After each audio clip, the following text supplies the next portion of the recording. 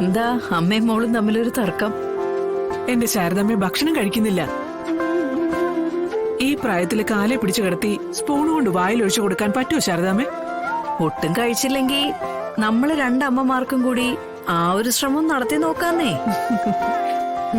അത് ശരി. അപ്പൊ രണ്ടമ്മമാരും കൂടി രണ്ടും കൽപ്പിച്ച് ഇറങ്ങിയിരിക്കുന്നല്ലേ?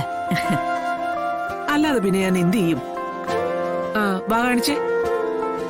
അസുഖക്കാര് വാശി പിടിച്ചാ കൂട്ടിരിക്കുന്നവർക്ക് ഇതൊക്കെയല്ലേ ചെയ്യാൻ പറ്റൂ. ഇപ്പൊ എങ്ങനെയുണ്ട് മോളെ? വേദന കുറവുണ്ടോ? വേദനയൊക്കെ ഉണ്ടമ്മേ, എന്നാലും ഇപ്പൊ സഹിക്കാവുന്നതേ ഉള്ളൂ.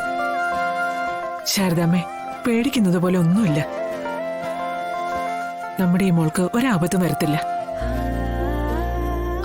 അതിനു മാത്രം നേർച്ചകൾ ഞാൻ നേർന്നിട്ടുണ്ട്.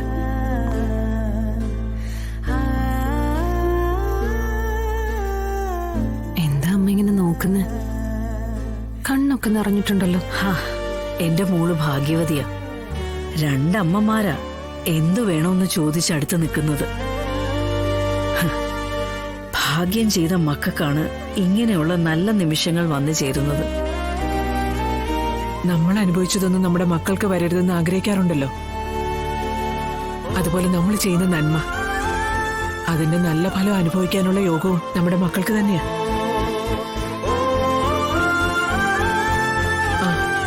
വേണ്ട സത്യമേ. അതെ, ഞാൻ ഫാർമസി വരെ ഒന്ന് പോയിട്ട് വരാം. കഴിക്കാനുള്ള മരുന്നിന് കുറിച്ച് തന്നിരുന്നു. കഞ്ഞി കൊടുത്തിട്ട് പോവാന്ന് വെച്ചപ്പോ അതിങ്ങനെയായി. ഞാൻ പോയേ മരുന്ന് മേടിച്ചോണ്ട് വരാം. അതിനിടെ കുറച്ചെന്തെങ്കിലും കൊടുക്കാൻ പറ്റുമെങ്കിൽ ശാരദ കൊടുക്ക്. കുടിച്ചോണം. കുറച്ചെങ്കിലും ഉള്ളിൽ ചെന്നാ അത്ര ആയല്ലോ. ദേ കുടിക്കണം കേട്ടോ.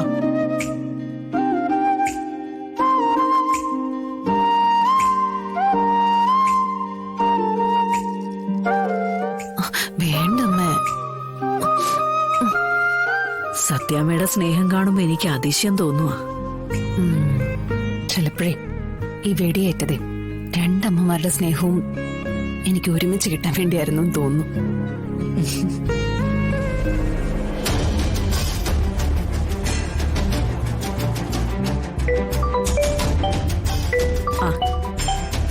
കണ്ടില്ലേ, ഏറ്റവും അത്യാവശ്യമുള്ള സംഗതിയാ ഫോൺ. അതിവിടെ മറന്നു വെച്ചിട്ട് പോയി.